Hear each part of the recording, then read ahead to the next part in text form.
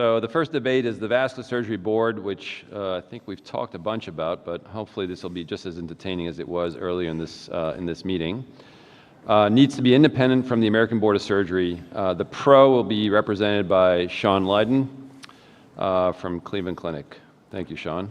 So thank you. I don't have any disclosures. The only thing I'll sit there and say about my co-debater is he's got perfect hair and it's hard to really say anything bad about him. So when he's talking, just think about his perfect hair and ignore everything he says.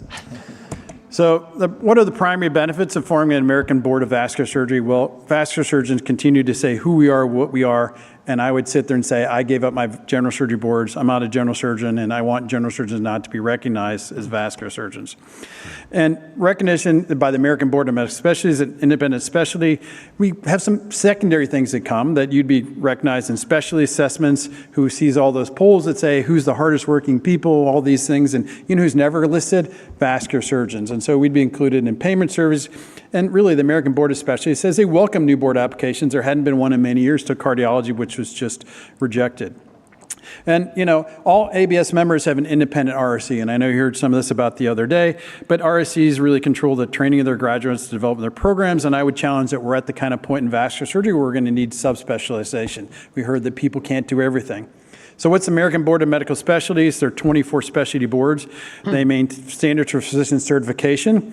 Each member has a single vote. So you may hear the American Board of Surgery. If we're part of them, we're a bigger vote. Guess what? They're just one vote, and that vote is done by the executive director, which is Joe Beiske.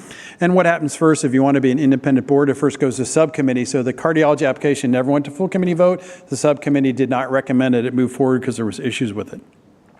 So what are the American Board of Specialties, why it's important to us? Well, they build relations with physicians, educators, hospitals, health systems, and policymakers. And so being an equal member and a vote for that would be quite important. So what about the RSC? So the RSC is 20 review committees. If you look at the one for surgery, there's 16 members. You can see that as a staff. You can see what they do for complex surgical oncology, hand surgery, pediatric surgery, surgical career, and vascular surgery. My former partner, Sunita Srivastava, is the vice chair, but we only have 3 members that have to evaluate 155 programs. And I would challenge that having some of those other people evaluate my program when they don't do vascular surgery is not the same as having those 3 members.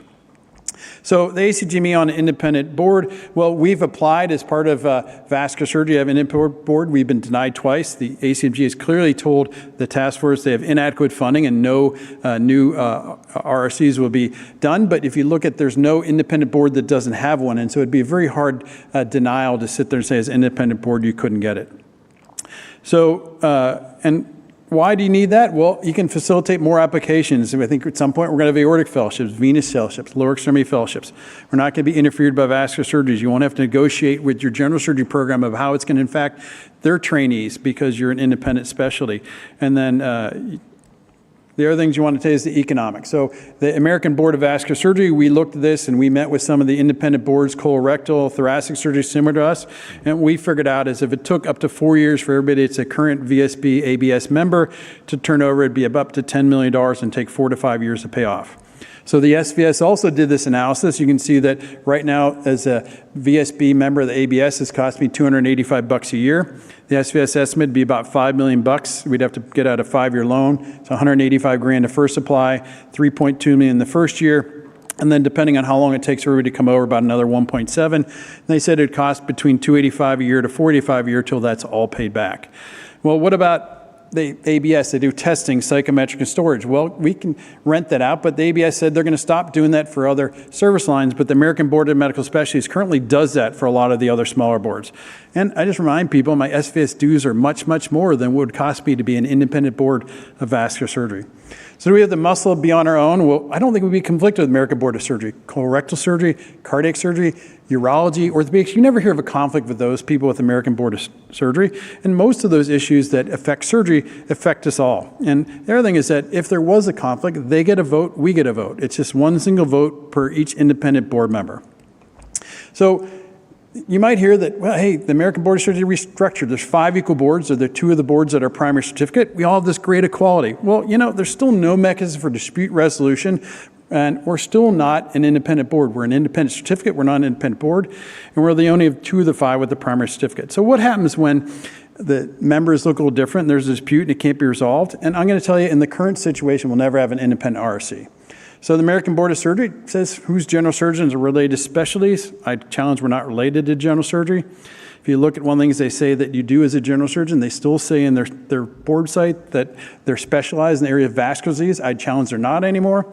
We'd heard from the task force that said who's involved. Rashman Store is not involved anymore, but we do have David Hahn and Gib Upchurch are on the board of directors. We have 3 vascular surgeons on the ABS Council. And here's our vascular surgery board. And first thing I'd say is they do a fantastic job. They do a great job. They write the tests, they administer tests, they ensure surgeons are well-trained and safe. But however, these are vascular surgeons that are doing that job. They should be continued to offer this job if we have an independent board. If they decline, we can appoint new people with current competency-based assessment as currently we do. And I would challenge that there are plenty of members that would be dying to do this, and I don't see why a current VSB member, if we had an independent board, wouldn't want to continue in that role. And so we're not starting from scratch if we have to start out with a new group of people. So what are the risks? We saw the American Board of Cardiovascular Medicine did file, and it didn't get approved on its first go-around. There currently was some conflicts in their application, one of the biggest, in my opinion, being they're suggesting that they were going to have a core competency of vascular training, and they're going to reapply in 2 years. So if you look at the pros and cons, here it is. Well, we're not on equal footing now. We're not an independent RSC. We're not including work surveys. We're not including U.S. News Report. And, right now, general surgeons are still recognized on equivalent footing with us. So in conclusion, there's no downside to forming an independent board. We're no longer general surgeons. We need to be recognized for who we are. Similar specialties exist. There's no conflict with the ABS, and we can continue to do all the things we do. And we're out of time. And we're independent. Thank you. Thank you. Oh, son, come on. Stay up here? I didn't know if I got it. He made me do it. It's only 4 seconds up. It counts. It counts. We had to test our sound effects. All right, well, it's never great following a great talk like that, but my name is David Rigberg. I'll be presenting a con to Dr. Leiden's arguments. First, I'd like to thank him for his thoughtful comments, particularly with regards to my hair. In terms of disclosures, I am currently a director on the VSB. These are my opinions, though. I didn't really run them up the chain of command there. I also would like to add a couple of disclaimers. I'm not sure there's a correct answer to this question. I'm not evangelical about whether or not we ought to have an independent board. I'm not even sure it's the right question to sort of goes what is currently after what is currently ailing vascular surgery. I think the most important thing is that we all want the same thing, which is what's good for our specialty and what's good for our patients, and we should do this in as friendly a manner as possible. So I don't want to beat this to death because we've heard this now in several forums, but what we're really talking about is moving, vascular surgery board, instead of being under, if you will, the American Board of Surgery, under the ABMS, to have it be on its own.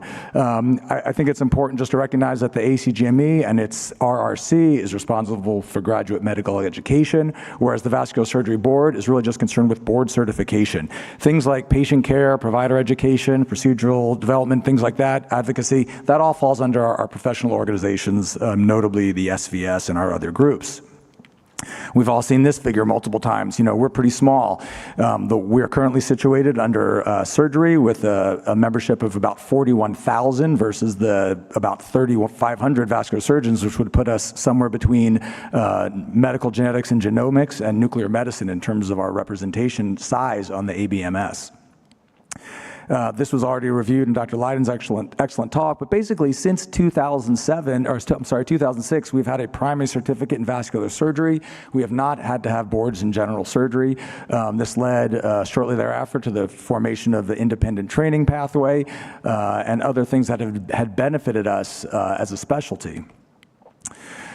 We just saw who is on the board. We are all vascular surgeons. All the directors are practicing vascular surgeons. There's a real effort to represent all the major national and regional societies. As Dr. Leiden also mentioned, we've had multiple representatives in ABS leadership, including Drs. Taylor, Kent, Mansour, and others. So what do? Again, we basically take care of board eligibility and certification, albeit under the ABMS requirements, but we're responsible for everything. So vascular surgeons decide what's on the exam, what's on the blueprint, and what's important for the people in our specialty to know. And then we essentially make all of the exams, the VSite, the written exam, the oral exam, and the continuing assessment. What are we not involved with? And this is where a lot of the confusion comes out when people come and talk to me quite emotionally and excitedly about why we should have an independent board. We have nothing to do with the match, nothing to do with reimbursement, nothing to do with hospital credentialing, nothing to do with specialty politics or turf wars or residency program accreditation. Dr. Leyden did allude to this. There are economies of scale and cost benefits for being under the ABS. I don't need to go through all these in detail, but some of them are quite important. The IT infrastructure, the psychometricians in the ABS with whom we work, relationships with the ACGME and ABMS, and then some really important collaborations that we have with our colleagues in some of the other surgical specialties which fall under the ABS. The costs, I'm going to just focus on the last couple. These are from Dr. Calagaro's talk the other day. Cost of a freestanding vascular surgery board, about $10 million at 4 years, which would add significantly to the cost of our diplomats. Okay, so I just want to go through the purported benefits of independence. So creating new pathways for certification or change the continuing certification without ABS permission, that might be true, but this has actually never come up as an issue, so I don't really think it's that important. Specialty RRC, probably something that we would want to look into, but we've been told that's not going to happen for financial reasons. So I think it's a little bit of a non-starter right now. Recognizing and validating that we are, quote, experts in all aspects of vascular disease management, as well as things like increased visibility, branding, and issues of pride. I think these are conjecture. While they sound good, they're conjecture, and that's not really the role of the board. These are really responsibilities of the SVS and our other professional societies. People have approached me and said we should have our own department, because you want your own department's vascular surgery, and a lot of hospitals use the modeling of the ABMS for deciding these things. That's a justification for an independent board. I think that's really an argument not so much for independence as fixing the way hospitals do things. One of the big arguments, and we heard about it a little bit the other day and a little bit again today, was that it would give us our best representation with concerns to unqualified interventionalists. I think referring a lot to the cardiologists trying to get their boards. I'm not sure there's really evidence that us being separate would be better for this. And in fact, the ABS was on our side and is pretty much guaranteed to be on our side as long as we are a component board when these types of arguments come up. It's worth noting that general surgery, some within general surgery were pushing for independence for venous and lymphatic boards recently, and the ABS took our side in maintaining the status quo. We have a much larger voice than going it alone in this setting as well. We don't know what the surgery issues will be in a couple of years down the road as well when this comes up again for cardiology, and I'm not sure we can guarantee they'll be on our side if we are separate. Just look at what happened recently with the cardiology vote and the fact that thoracic surgery was actually on the cardiologist side, not on our side. I think it's important to recognize the opinions of the members of our groups, but as we heard from Dr. Calagaro the other day, it's not really clear from the previous SVS task force what our membership felt about whether we should be independent, and I also think it's important that the membership is well informed before making those decisions. In terms of an independent vote at the ABMS board, for the really important decisions, the vote is actually proportional under the reserved powers group, so this is really not as important as it sounds. Finally, a seat on the AMA RUC was brought up the other day during the meeting. This is not really guaranteed. In fact, colorectal surgery does not have their own seat on the RUC. We're out of time. Thank you very much. These are my conclusions. Okay. Paid the wrong side. All right, come on. So here's how this is going to work. Dr. Leyden will ask Dr. Rigberg a question. Dr. Rigberg can ask Dr. Leyden a question. If you have a question, not a pontification. If you have a question from the audience, come on up. The mic is yours. Make it pointed, direct it to one or both of them. We're going to take 20 minutes total, and then we'll do an audience vote. So Dr. Leyden, you want to start? So just a quick question is, right now, it's all fine and rosy, but if there is a dispute, right now there is no mechanism in the American board to resolve that. So what would happen now, say, 3-5 years from now, and there's different members that feel very differently, what do we do when we can't now resolve that? And 4 of the 5 other components of the American Board of Surgery are not feeling the way we do. And I think that's, to me, the biggest reason why at some point we need to be independent. Yeah, I mean, right now, the way that those are resolved, and it's not fair if you're looking for change, but right now the way those are resolved is the status quo. If of the members that are in there, for example, with the lymphatic board, if someone brings up a change that another one of the component boards is against, then the overall vote is to stay with the status quo. So I don't know if that's perfect, because if we wanted something, it might make it difficult for us. But that's the current mechanism that explains the way the voting has gone in the past with lymphatics and with the move for a separate venous board. But there's no rules that say that has to be the way it is going. There's not necessarily a rule that says that is the way they have worked. And I'm not 100% saying that it's wrong for us to want or to someday have an independent board.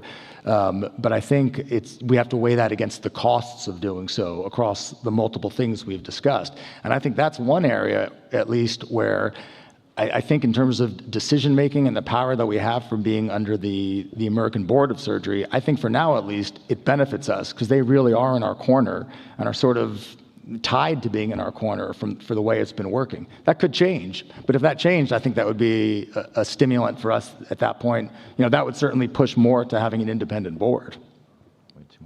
Dr. Rigberg, you have a question for Dr. Leiden?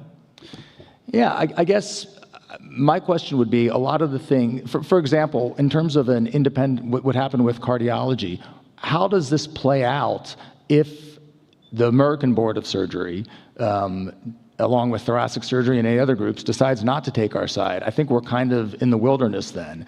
And that's one of my big concerns in losing the numbers. And I would also, in that same vein, couch that in, the representative voting, that, there is some weighted voting with more important decisions when it comes to having a single vote under the board, right? It's not really just one vote for that other committee. So, it depends what issues would come up, because we could get put in a situation where if we're not in agreement with the American Board of Surgery, we have much less of a vote in those types of issues. I would just challenge, we do get one vote, they get one vote, but in general, just the way you said, the American Board of Surgery sort of handles their disputes and how they move forward. In general, almost always, the surgical societies have always banded together when it has been something relative to medicine and surgery.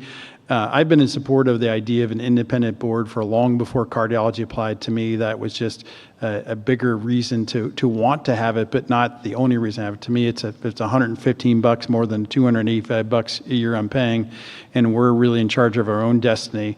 I think that's much more important. And so just like, I say, hey, I'm concerned what happens in the future if the American Board of Surgery doesn't all want to agree. It's no different than you saying, well, hey, what if the American Board of Medical Specialties has a vote? And at least the discussions that Alan and I have had through the American Board of Vascular Surgery to the American Board of Medical Specialties, they basically said that one member, one vote now for pretty much all issues. And everything's are first cited in subcommittees, then brought up to the American Board of Medical Specialties for the vote, where it's one specialty, one vote.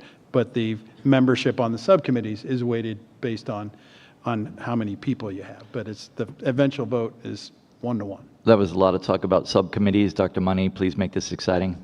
I think so. No. Loud. You're plenty loud. Sam. Okay, there we go. The last few days and the last few months, I've heard a lot about an independent cardiology board. And everybody sees cardiology as the evil empire. We are collateral damage to them.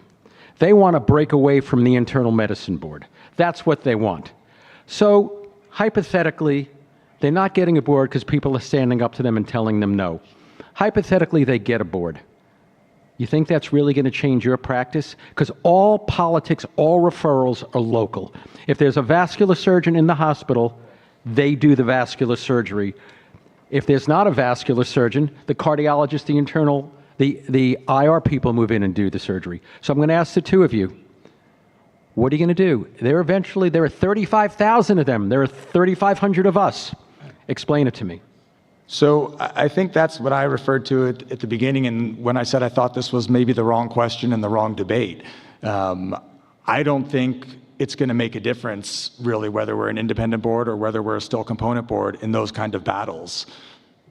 So I'd agree. Cardiology is going to keep implying till they get it, and their biggest beef is how they do their continuum education with their the way they do it. They hate it, and that's the biggest thing driving them to be out more than anything. And I can tell you that the gastroenterologist and the rheumatologist and every other medical specialty is waiting for them to get out so they can basically do the same thing, because the way that the American Board of Medicine does their continuing education, they all find continuously too onerous and ridiculous. And so they're going to keep applying till they get out.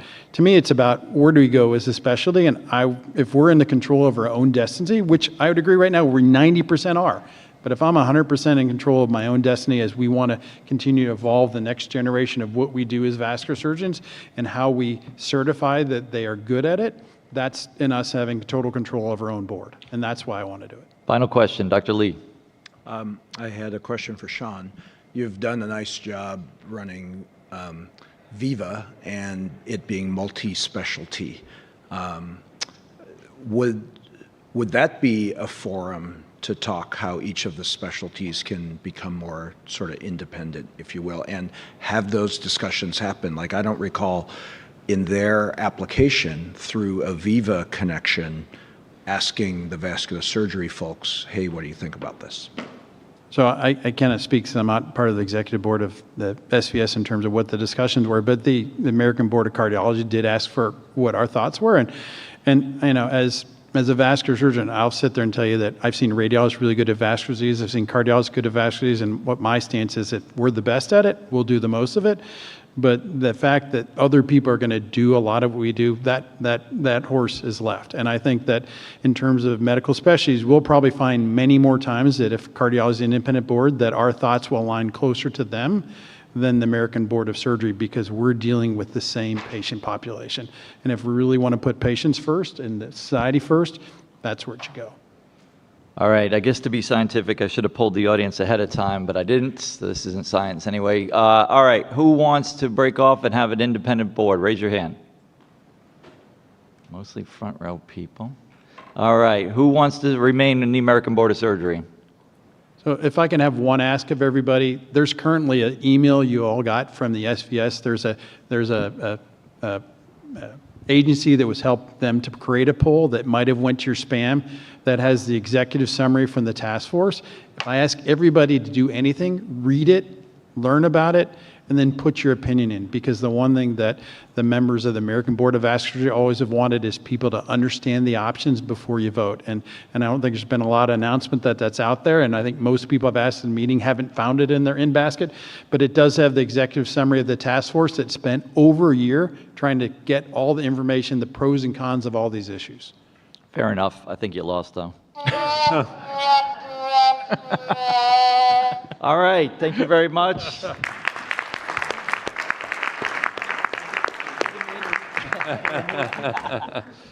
All right, our next debate Is vascular surgeons need to unionize. The pro is by Enrico Asher, and we'll welcome him up to the stage. He did a survey which he's going to go through and kind of talk about the pros of that. Quick, how many people believe vascular surgeons need a union? Raise your hand. All right, you got your work to do. There was one. Why give this presentation then?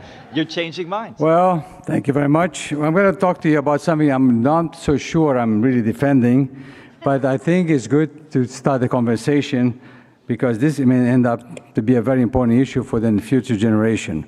So I'm not going to disclose except that Dr. Money invited me to a lavish dinner last night, and I'm going to try to be very nice to him today. So remember that 88% of you guys are paid full-time people. You're not like I was or some of the other guys. You know, we're independent. We had a lot of respect by everybody around. We are the vascular surgeons, and you probably, many of you never felt that way because you never had the chance. So what's happening, however, is those that are full-timers, they start to complain. This is a list of complaints. Violation of rights, unfair reimbursement, unacceptable patient care standards, you name it, it's all up here in the slide. So the question is what to do. If you just talk to yourself, it's not going to get anywhere. Well, Theodore Roosevelt signed the Wagner Act that allowed people to actually unionize. If you have 30% of the people agreeing in your hospital to unionize, you can then make a full application. And then if you have more than 50%, you're unionized. People say doctors cannot be unionized, but it's not true. If you give a 10 days notice, all you have to do is do what you write, that's the right thing to do, is allow emergency care being given and hospitalized patients are not abandoned. But you can stop all the clinics, and that's what brings the money to the hospital. So it can be very important. I sent the questionnaire that I created to all regional and national societies here, I think all of them. Only 3 did not accept to send that to their members. The other ones are, I will show you some of the examples. Now, why not unionize? There's several issues about unionization, of course. First, you have increased conflict with the management all of a sudden, your peers, some of them, maybe the chiefs of services, backlash from patients. But remember, patients are great because we swore to take care of them, but they're not loyal sometimes. They sue you, they don't care about you, and when you retire, they never say hello to you back, although you took care of them for 30 years. So remember, there are issues with patients too. Loss of individuality, cannot call for a food strike, all those things. Well, I reached out immediately. The Eastern Vascular said, we want to know what our members see. And Dr. Bismuth, here as president of the SCVS, he said, I also want to know. And they're both very, very active. The New England also sent the questionnaire, as well as Patrick Muck from the Middle Vascular Society, Midwestern. I'm not going to go over this, of course, so 8 quick questions. And just give you the results of this in summary. Regarding unionization of vascular surgery, for or would consider of the 59 responders, 79% said yes, I want to know more and I would consider, and some of them might say, absolutely, I'll do it now. Only 1/5 were against the unionization. Now, the same thing with SCVS, same number, 79% say yes, and we would or will consider strongly, and against, again, 1/5. The other question is, what's the most important reason to join unionization? I thought the first thing would be money, but actually it's not. It's have a seat at the table. The same thing like independent board when decisions are made. We don't have a seat on the table. Improve wages and benefits was an important thing as well. And very important was stop abusing behavior by administrators. They abuse us right and left and there's nothing we can do. The same thing, the same results with the SCVS. Have a seat on the table when decisions are made was the first one. Stop abusive behavior second, and improve wages and benefits. Why would you not join a union? Most common was loss of individuality. Those guys who think it's going to control the ward, they don't want anybody to impede them from doing that. Do not see the need. Mostly the older people said do not see the need. Cannot call for a food strike. Okay, the same thing with the SCVS. Basically the same thing, nothing really different. So vascular surgery, I'm thinking the same. And the last question was, should our national societies present sessions about unionization, start strongly going into that issue? And it's not our issue only. Plastic surgeons are talking about it. Just read the newspapers. Australian public psychiatrists resign en masse. A collective stand, rising in trend of physician unionization. Mass General want to unionize the primary care. Doctors are losing their calling, the Wall Street Journal says. And for the first time, the Rhode Island involving physician in Providence, they unionize, they strike, they have a strike. Look at the data. From 2020 to 2022, they had 2 per year, only union petitions with physicians, and went up to 16.5 in the last 2 years. And the main reason is not financial compensation. Financial compensation was only 14% of the responders, was unsatisfactory work condition and lack of voice in management. So as issues of full-time employees and patients increase, the topic of unionization will become deeper, louder, and more robust. And this room, in 10 years, everybody's going to raise their hands. So even, believe it or not, people are trying to unionize because their followers are Taylor Swift, and we don't want to think about it. Now again, I am not carrying the red flag. Look at this.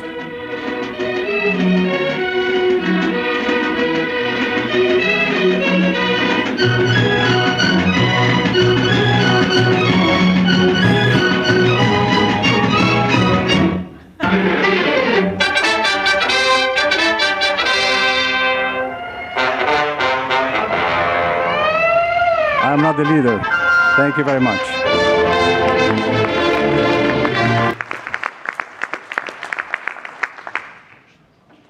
Next speaker is Sam Money, who was apparently trying to feed Enrico last night with a lavish dinner that would keep him from coming to the debate. Well, I thank you, and I have to say it's exceedingly difficult to follow Enrico, so you'll have to bear with me. So this is why I would think twice about unionization. I have no financial disclosures, but I really wish that unionization for us as vascular surgeons, could do a lot more than the panacea that we're dreaming about. So as Enrico pointed out, basically the number of employed physicians, he says, reached 90%. I only get about 80%, but only 6% of the physicians who were union members, most of them were trainees. So let's look at the big picture. Healthcare has changed in the last 10 to 15 years. There's huge consolidation, okay? And it's gotten worse since the Affordable Care Act, and that got multiplied by the COVID outbreak. So what differences do we have between corporate health, they run the hospitals, the CFO is the most important person in the hospital, not the vascular surgeon. What difference do they have between the providers? Well, we want more money, we want autonomy, we want advocacy, and who works for who? They're in the nice office on the 6th floor, making multiples of 7 figures, and you're slugging it out on call on Saturday night at 3 in the morning. So let's start with some problems with unionization. Who is not allowed in the union? Supervisors or managers are not allowed in the union. And if they petition, they need National Labor Relations Board approval for each one. So your chair, your chief, possibly your director of your vascular lab, possibly your program director, they're not allowed to join the union. All of you who are in academic situations where you're tenured or you're on tenured track faculty, you're not allowed in the union. And the people in private practice, heck, they're not allowed in the union. So our potential for unionization has been reduced. So now here's the big question for me. Who does the union represent? Do they represent all vascular surgeons or only vascular surgeons? Or do they represent all vascular providers? Okay, I can live with that. But wait. What about the other vascular providers who aren't surgeons? Does the union represent vascular surgery, cardiology, and interventional radiology? They all have claims to doing vascular care. Or does the union represent all surgeons? Well, we're a small part of all surgeons. Or the heck with it, let's go for the whole hospital. What about all the physicians in the hospital? So what is that going to do for vascular surgery? Is it going to get us better food in the cafeteria? Is it going to get us a better seat at the table with administration? No, administration is administration. So who is the union? It's not vascular surgeons only. So let's get to the real issues. Compensation, physician independence, and physician satisfaction with work. I mean, to me, these are the issues. And I know compensation may be number 3, but I think some people are lying. It's probably number 2 and number 1 to a lot of people. So let's look at compensation. In 1990, the average payment for carotid endarterectomy was $2,000. That's $1990, okay? This year, Medicare payment, I'm giving it a little bonus. It's about $900. For some of us, it's $860.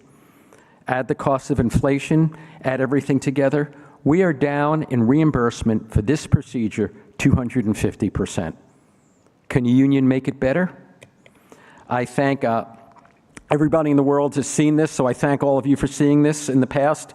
But basically, the conversion factor and inflation for payment from Medicare is down over 50%. Medicare has cut our reimbursement, and the private insurances have followed it. So be realistic. We are getting paid less for what we do. Is a union going to improve that? Is the federal government suddenly going to kick in a lot more money for that? This is a study from JAMA, and I apologize, I just highlighted it because it made my life easier. This is comparing physicians and dentists who are unionized and those who are not. No significant difference in mean weekly earnings. No significant difference in employee contribution to health. No significant difference in mean hours worked per week. But they get a little better pension because they get a little more 401k matching, or they get a pension. And here's the big deal. They get a better health plan. However, most of their health plan is totally locked in to the institution in which they work. So keep that in mind. Your salary isn't going up. Your hours are not going down. What about the public perception? The average vascular surgeon out 5 years makes $540,000 a year. So should we go strike wearing Armani suits and Gucci loafers on On Washington, that would not look good. I put these up as sort of a vindication. How good is the public going to perceive physicians going on strike? Are there ethical concerns? Yes. And maybe I'm old-fashioned, but I went into medicine for part of the reason is to take care of patients. So reasons to join union. Are we going to improve wages and benefits? Probably not. Fairness in the workplace. Suddenly the CFO is going to think that you deserve more. Have a seat at the table with administration. Join other providers to set the corporate attention. Does starting a union really help us? I ask you that. Thank you. And I have 7 seconds to go, so.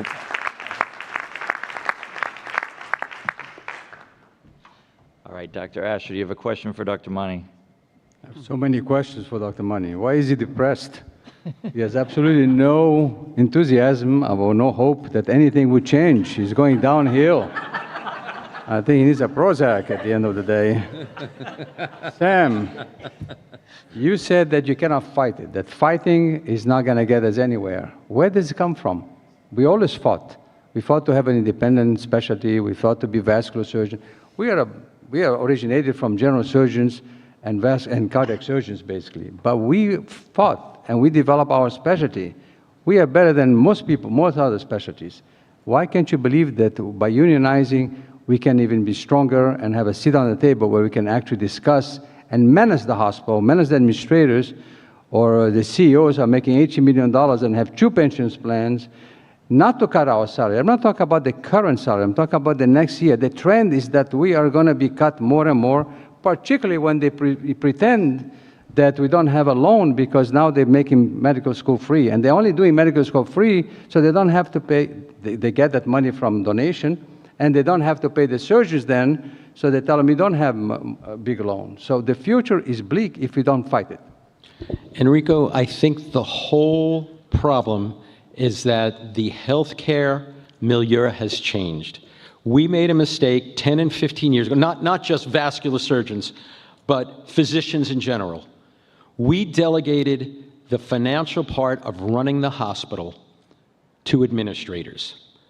Can we take it back? I think it would be great, but it is big business. My hospital center is an $8.5 billion organization, okay? I'm not equipped to run it. And if you look at what Medicare pays, and for most of us, a majority of our patients are Medicare, okay? You're getting $32 per RVU. Can you live on doing, let's say, 10,000 RVUs? You're going to make $324,000 a year? So what's happened is healthcare has changed, and the federal government has pushed this. And with what's going on currently, I do not see Medicare reimbursement going up for our specialty. I don't see it. What I see is E&M codes getting valued more, and they are equilibrating a lot of physician care. So you can say what you want. Running a hospital is where the big money has gone. The American Hospital Association lobby has done a spectacular job to support the hospital, not to support the physicians. You ask me why I'm depressed? Because I looked at the survey recently that we did a few years ago, and our vascular specialists are not all that happy, but we are 3,500 strong or 4,000 strong. And I say one thing to you of your comment to me, and I quote the presidential address from yesterday: what specialty has the highest rate of narcissism? You're looking at us. Dr. Money, do you have a question? Can I answer you a little bit? Is that okay? Go ahead. of all, Wait a Rebuttal. second, don't I get to ask you? $8.5 billion is what 2 empty buildings in Manhattan cost. So it's $8.5 not billion. really, don't think. No, billion, New York billion. real estate's gone down. Don't think that is like a big powerhouse, whatever. These guys can be fired in 2 minutes as well, depends on their board of trustees. The question is, if we take this passive attitude of accepting the status quo because 15 years ago we lost a battle, we're never going to have any hope to improve. So how do we improve, Enrico? Do we improve by unionization, or do we improve by getting the young people here who have a business background to stop saying, I want to be the busiest vascular surgeon in the hospital. I want to go into administration and change things. And there are many hospital centers where the CEO is a physician who understands what we do, and not a CFO who has moved up the intellectual ladder. And by the way, the CFO who couldn't get into medical school 25 years ago is now running the hospital. So we have to stop, and I got an MBA 25 years ago and made a mistake. I wanted to be the busy vascular surgeon in the hospital instead of moving into administration. The battery's dead. The battery's dead. You trying to shut me down? That was a nice speech. Thank you. Are you buying dinner next time? Can we go? All right, let's have Dr. Jordan break this up. I defer to Dr. Jordan. Extremely entertaining. Thank you, gentlemen. We have some discrepant numbers. You just quoted $32 per RVU from Medicare. We heard an earlier abstract today that said it was in the 60s for vascular surgeons' total compensation per work RVU. My question is, centered around that information, does it require a union for us to get back some of that compensation or some of that revenue that's going to the hospital? Does it have to be done through work RVUs? Does it require a union to do that? If not, what are the strategies to go back and get some of those funds back to our pockets, not into the hospital? Thank you. You want to answer, or would you like me to? You want me to go first? You can critique my response? Okay. So how does the hospital, the medical center, determine how much to pay a specialty? Well, it's basic supply and demand and national numbers. I think most of us know that there is an acute national shortage of anesthesiologists now, right? So anesthesiologists are suddenly making more money. There is a national number, there's a AAMC number, there's a big clinic number, there's MGMA numbers for vascular surgery. And those are the numbers that they tend to base it on with some geographic variation. The fact that it's $60 per RVU is because the average medical center is kicking in $28 to your $32. Because the national numbers say that in order to pay a vascular surgeon in median United States, it's $540,000. For you, Sam, how do we get that money back without forming a union? Well, you're talking to the wrong guy. That's his question. I think you don't necessarily have to have a union, but some similarities, some new methodologies that we can create and be innovative and try to be representative. Because I am heartbroken when I see an older surgeon who is still very active being pushed out and being fired after working for the hospital for 25 years, and they give him 2 months to find another job for no reason whatsoever except that the chairman wants to hire a new guy. And that is what breaks my heart. And to see attendings that work 7 years, and they're going to studying 7 years, and now they start with $250,000 in a hospital in New York City. They can't live in New York City. They have to live where Alan lives, in New Jersey. So that's the problem. So Enrico, let me ask you my question. We decide we want to start a union. Is it just vascular surgeons? Is it all vascular providers? Is it all surgeons? Is it every physician in the hospital? What is going to do this group of vascular surgeons the best? Who do we unionize with? That's for next time. Okay. You know, and it's not just all about the money, as Enrico pointed out. How many people here get paid for being on call? There's a survey. I understand. But the point is that the vascular surgeons and other physicians are starting to get paid one by one for being on call. Why? Because they're refusing to do it. Okay. Because it's a matter of work-life balance, right? Well, if you have a union, this issue can be addressed for all physicians, not for one physician at a time. So there are issues where administrators would have and will take advantage, like any corporation. Right. They're going to take advantage of you unless you have someone to speak for you. So what will happen is they will pay you $510,000 and give you a $30,000 bonus for taking call. They have national numbers what they think you should get paid. There are geographic variations, and there are other variations. It's a good point. I'm tired of taking call, especially when there are 5 other hospitals that my institution owns, and they don't put a vascular surgeon on call. So everything comes into me, and I can't wait for Easter weekend, because ain't nobody in southern Louisiana who's Jewish aside from me and who's taken call. But these are the kind of things, Sam, that can be negotiated. And right now, they're being negotiated one by one. And so you really don't have a large voice. And the union's going to do that for you. We have a name Well, for it the may. union now. We're going to call it the Shalom Union. That's it. All right, do we have one quick comment from the back? Are you waiting, or are you just I would mulling? love to make one quick comment. So, Robert Burns, oh, is this going to beep? No. Robert Burns, UT Health San Antonio med student, so you can guess which side of this conversation I lie on. No doubt about it. I guess my question for you, Dr. Money, is do you believe that it is hard to achieve, or do you believe it cannot be achieved, or do you believe it should not be achieved? Because I didn't feel like I had a exact read on that. So my feeling, in all honesty, is by the end of your career, physicians will be unionized. And that is I couldn't be happier to hear that. That is a comment on a few things. The continuation of the corporatization of healthcare, and the fact that, and no insult, man, because I think you're smarter than we were, your generation will not tolerate the work-life balance that most of us had. So I think in your lifetime, there will be unions. The question is, vascular surgeons can't do it alone. We are a pimple on the dragon's backside, as they say. No one says that, by the way. I guess you've heard it a different way, eh? All right, we got to bring this to a vote. All right, union now. Who wants a union? Thank you. Oh, you got a You few. convinced a few, for sure. You got a few, All there you right, go. that's a move. Okay. That's the beginning. All right, still.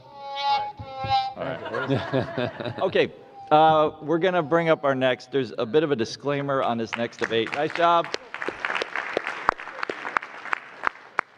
When I brought up the idea of a DEI debate, did everybody think it was a good idea? No.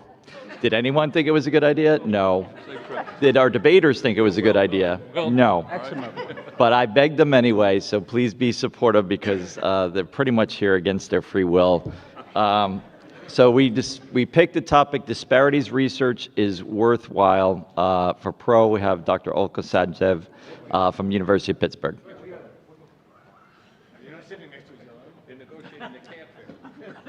All right, go hit the bar, you guys. You're good. Oh my God, the stress is on.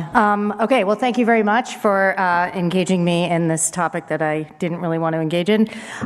So I'm going to argue that disparities research is worthwhile. I have no financial conflicts of interest to disclose here. I will disclose, I'm going to use very liberally currently banned words in our new political environment, including words like transgender. So if that offends you, please leave now.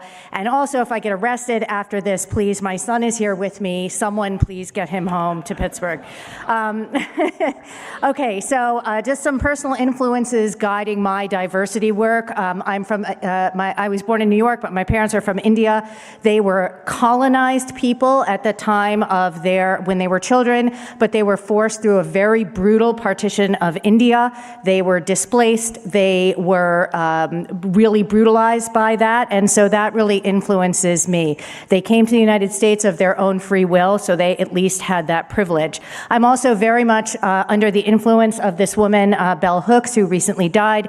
She was one of my professors at Oberlin College, where I was a women's studies major, and she actually had a lot of criticisms against the women's movement because oftentimes she felt, and a lot of people felt, that people like women of color in particular had to make a choice on whether what was more important for them, a gender fight or something that had more to do with their race. And I think she really brought up this concept of intersectionality, which you might all have heard about, where everyone's has experiences based on their education, their income, their sex, their race, their age, their language, their ability. All of these things shape who we are, and in this country, it shapes the type of medicine we receive. In fact, if you are a transgender person of color, your chances of dying by the age of 35 is high in the United States. These are people who are targets of homicide, and we need to care about this because these are our children, these are our medical students, these are our colleagues, and we have to care about what happens to them. That is our job. So, disparities research is worthwhile for our patients. First of all, it's the right thing to do. Evidence suggests that the historic exclusion of racial minorities from adequate healthcare access has had lasting effects. And evidence also exists that historically, science and medicine in the U.S. played an important role in perpetuating disparities. Thomas Malthus in the 18th and 19th century said that treating racial minorities would perpetuate an inferior racial stock. There were birth control experiments performed to reduce Negro births in the 1930s, including forced sterilization. We all know about the Tuskegee trial and the atrocities associated with that. And prior to the Civil Rights Act, which was in the 1960s, you could be turned away from hospital and medical care based on your race. That was not even 100 years ago. So we have to right a wrong. We also know that there are differences in health outcomes, and there's many papers about this. Differences, racial disparities in lots of what we do in vascular surgery, staggering differences in infant mortality and maternal mortality based on race, which are really unacceptable in 2025 in the United States, and we need to fix this. And if we don't know about it, then we cannot fix it. There's other populations that we have to think about, refugee and migrant populations who are being deported currently, and they're afraid to speak up. And we are doctors, we need to take care of everybody, and if we don't know about the problems, we can't fix it. There's certainly a lot, wealth is health in the United States. If you don't have generational wealth, and a lot of people in racial minorities don't have that generational wealth, it's very difficult to get equal access to care. So, disparities research is also important for our workforce. We all know that there's many women who are now going into medical school and entering residency. They are 51% of the physicians at the instructor and 43% at the assistant professor level, but less than 10% of them will go on to be full professors and chiefs. And that is a major issue, and that certainly is true for people of color as well, and women of color. This is recent AAMC numbers, and I'm sorry that the imaging is not very good, but this is the gender pay gap that starts at the assistant professor level between men and women, where there is a differential of anywhere between $70,000 to $100,000 at every single level. That is a disparity, and if we don't learn about it, we don't know how to fix it. Those are the numbers right there, and I can tell you how to get them off of the AAMC website if you're interested.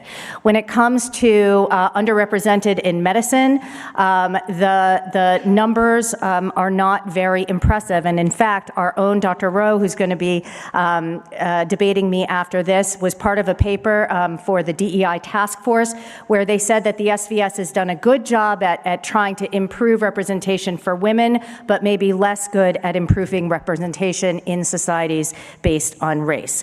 So what do I think we need to do? I think we need to move towards inclusion and away from tokenism. We need to broaden our perspective of those delivering care, researching and making policy in authentic ways. We need to refrain from cancel culture, and we need to work ourselves out of a job by improving the health of populations across the societies. And if, borrowing from our past president, we can be brave, we can lead inclusively in this moment. Thank you. I was terrified I was going to have to play my air horn on your did not seem appropriate. So in a spectacular attempt to end my SCVS career, I've asked our incoming president to do something he didn't want to do. So he will give the con on disparity research. All right, well, this is going to be interesting. But Dr. Sachdev, you gave some great information, and you were kind of at the 50,000-foot level, going back in history, which we all know, and so forth. I'm going to take it down to the granular level as to what we're doing, what we're presenting now at meetings, what we're putting on lines is on our CV, and take it to that point that some of this disparity research, I think we're kind of fooling ourselves that we're making a difference. And at the end, I'll give some suggestions. One, I think we still haven't figured it out. So this was a paper back in 1990 by Dr. Sadawi. He looked at angiograms of males and females, and he talked about 83 were black, some were white. And at the end, he says, oh, black patients had more advanced disease. I'm sure we could critique that and find different answers, but again, further investigation is needed to determine whether it's a genetic predisposition or result of unidentified environmental factors. Basically, we need more research. 1990, I'll put my own paper. 17 years later, I wrote this paper, said that, okay, we found that African Americans have worse outcomes, even though I was African American, so I felt like I was treating all my patients the same. They were all coming into the county hospital. They all had disparities. They all had socioeconomic disadvantages, and still they did worse. I said a prospective study with a large cohort of patients needs to be done if we're going to really be able to figure it out. Now, 17 years after that, here we go, 73,000 patients in Medicare, and they state, if you go to the middle of the paragraph, to reduce disparities, amputation, multi-level interventions have to be done. We're just continuing to say that we need to do it, and we still haven't figured anything out. Are we thinking about the solutions, or are we just saying, oh, we have to do more research? So in the last 35 years, look at the things we have thought of and advanced. We've gone from doing open AAAs to EVARs, PMEG, FEVAR, we're doing TCARs, RFA, all these different things that we're now doing that we've thought of and we really put our minds at it and tried to figure it out. And this is all that's passed in the last 35 years. You can see we've changed a lot of how we do things. So I think we do need to really think about it, because I think we've just basically identified the disparity. We found that statistical difference and then said, oh, we got to think more about it. And we've been passing the buck for 35 years. There isn't much that we can do about these factors, though. We can talk about the social determinants of health all you want to, what really is the cause for the disparity, and these are some of the things, and Dr. Sachdev did show this, and I agree with her. There is a differential in health, in health based on economics, and these are the economics that they've talked about over the last 20 years. How are we going to change that? What can I do to change that? What can you as vascular surgeons do to change that? Absolutely nothing. They even talk about the education system. More educated, the more money you make. What can we do to change that? Because the people that are better educated are going to make more money and have better health. There's nothing we can do as vascular surgeons to change it. In fact, we can't control any of these factors. There's other structural issues at play. We know that. Those are the things we have to fight with legislature and all different variations that we can fight against. And it's very hard to change. And like we talk about, if we're going to go present day, this is how a lot of things are getting changed in the country, and there's nothing we can much do about it. We can voice it, but we'll have to wait and see. Are we sure what we are? Think about it. Remember this guy? He's not even Hispanic. He's actually Jewish. But he, you know, if you look to see what country would you think he would be from? Would he be from Europe? Would he be Spain? Would he be Central America? Where, you know, South America? We still don't even know. So do we really even know? And then we say, oh, well, blacks do worse. Okay, well, how do you categorize these guys? You know, what are they? We don't know.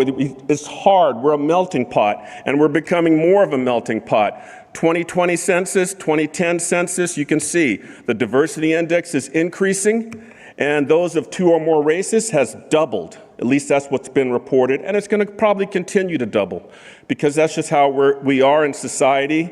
And so there's no way that we can control this, and trying to categorize people to say this one's this and this one's that, or non-Hispanic black and non-Hispanic, it's just a generalization that I think is unfair to where people actually grew up and their genetic predispositions. And last, how long have we been able to, have we been the problem all along? Have we been the problem all along? And why do I say that? I say that for this reason. Here's a paper that was published. I was on in 2024. It was out of Ohio State, and they had a multidisciplinary clinic and another clinic where there was less risk patients. And you can see there were more non-white race patients in the multidisciplinary clinic. More diabetes, more dialysis. They had their area deprivation index, so all the social factors were there. More stage 4 patients presenting, but the outcomes were the same. And then when they looked at those from the worst areas compared to those at the best areas, still the same, no difference. Same thing in the BEST trial. all the differences, stage 4 for Hispanic, Black, and so forth. I'll go back here, more hypertension, diabetes, end-stage renal disease. Again, comparison everything, no difference. I think it's us. We have to give some thought to these solutions. We need to flip the zip code game. When they come to you and say, oh, we need to find some of these patients, they could be donors. That's not the patients that need help. The ones in the bad zip codes need the help. And we have to consider our role. Is it us? Is it really us? Because all of a sudden, some disparities are disappearing. Thanks.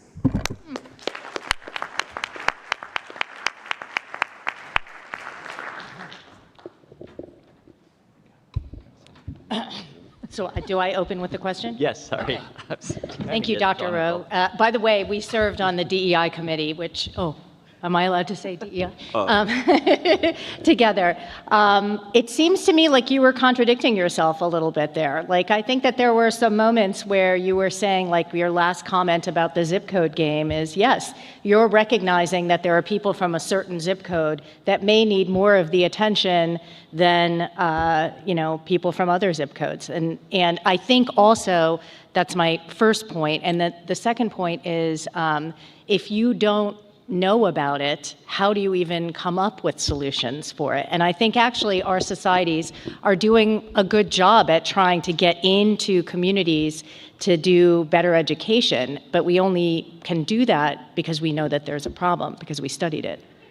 Well, for the zip code part, I'm really kind of putting it back on the hospitals and us where, that's the people that we're focused on. So we're almost driving the disparity ourselves. Of course, some, billionaire patient flies in from Saudi Arabia, I fixed his aneurysm, and now he's going to donate a chair and give us a whole new wing in the hospital. I mean, that's great, but that's not the patient that needs most of our resources. Mm-hmm. And so we're actually driving the disparity ourselves. And so I'm just making it, we should be aware of the fact that that patient that comes from that zip code that's going to have more disadvantages, that's the one we should set up home health and all these different things. And as a society and the insurances, we should be able to, those are the people we need to throw more resources on as opposed to decreasing them, and they're saying, you have to get an authorization for your wound vac, so go home and just have urine go all over your wound, and then come back with your wound infection, and then we'll write that, that's disparity because he has more wound. Well, he has more wound infections because of a lot of other things as well. And so that's what I'm just trying to say, is that we just really have to look at it ourselves, what we're perpetuating, and are we really making an impact with this research, or is it just a line on our CV? And at the end, I review a lot of these papers for JVS, and all these other organizations. And I always come back, look, if you're not going to give me a solution, even if you can just barely think of something, I'm not going to publish it, because all I see at the bottom, we need to do more things so we can figure out exactly what's the cause of this. Well, we've tried to figure it out for 35 years, and we haven't. Well, if I can just follow up on that real quick, I'm sorry, as I would just make a plug for some of the things that I think the vascular societies are doing. So, for example, my friend and colleague Masaki Kaguchi and Dr. Osvath for the AVF have done a day of service at the American Venous Forum, where they go out into communities and do education for those who don't have access to it normally, for venous care and wound care and things like that. So those are the types of things I think as societies we can do. And we still don't approve screening. Vascular screening for PAD, we know where the people are. We have the heat maps. We can take the heat maps down like Google Earth, right down to somebody's house. Can we get screening approved? No, we can't. We got it approved for carotid disease, we got it approved for EVARs, and we can't get it approved for PAD. So are we really pushing what we need to do? Well, so maybe we need to do more. Yeah, the current guidelines say screening's not worth it. All right, don't agree with each other. Keep this exciting. So I'll put a question to Ulka. So what Vince is saying is actually 100% true. We reviewed all the abstracts for this meeting, and there were a whole bunch of disparities type research and a whole bunch of things which probably didn't have any answers in them. So is it worthwhile to continue to show these disparities? Because I don't know that we're learning anything new other than that they exist. Yeah, I do think that I think disparities and I'm going to say bandwagon, and that's not really, I don't want it to be misconstrued as like bad work. I just do feel that there are some times that those papers and abstracts feel a little opportunistic. Because, it's kind of saying the same thing over and over again. I think I brought up the comment about what the AVF is doing, because to me that is something that really is hands-on that we can do, and it goes that step further than saying, okay, we know this disparity is here, now this is what we as a society are going to do about it. So what I would love to see is in some of those papers what that next step is, just like Vince said. And we do have some of these things in our wheelhouse, whether it's screening. I know that people will go to barbershops, or people will go to churches or go to schools to do ABI screening. That's the kind of thing that I think can make a difference. Do you, you had a question? I'm surprised. Go ahead. No. Let's hear it. No, I did have a question. So as, Vince, you talked about the changing demographics, and that's going to be an ongoing thing, right? So what we're making decisions on today is likely not going to affect what it looks like in 10 years. So how do we evolve with that? We've been describing this, as you said, for the last 35 years, and we haven't done anything. So if we keep describing it and it keeps on evolving, we're never going to catch up. Yeah, you're right. We've kind of fallen behind, actually. So we better kind of pick things up and say, okay, we're going to try to really do something about what we're seeing, or it's just going to be, like I said, another line on someone's CV. And hey, I probably have about 10, 15 of them on my CV, and I feel embarrassed to say, what have I done about it? But I'm trying. I try to do this, try to do that, and different areas, but still. If we as an organization don't do anything, then what are we doing? And it's kind of interesting that it's the Venus Forum that picked up doing screening for vascular disease. People that have focused their lives on screening on venous disease are the ones that are looking for peripheral arterial disease. Maybe some of the other organizations that we're all a part of, that I'm a president of, we need to change that. Yeah. Dr. Dietzig? Yeah, it's such a confusing conversation, and I kind of agree with both of you. But I think it's great that I think we all know that poor people do worse because they don't have money. And if your race or your ethnicity is in a poor neighborhood, you're going to do worse. And I think while it's great to identify that, I think to your point, Vince, I don't know that we're equipped to figure out what to do. But instead of encouraging physicians to get MBAs, maybe we should be encouraging them to get masters in public health and to start participating in government activism, because that's where the change is going to be made. Right. It's not going to be made by, I think it's great to go out and do a screening. You helped a few people on one day in a neighborhood, but let's face it, that's really not the answer. Right. The answer is how our government is going to spend its money. So now that we've identified it, we have to start thinking about ways of how we're going to change it. Right. And stop spending a lot of money, as you said, on just identifying it. It's not doing anything.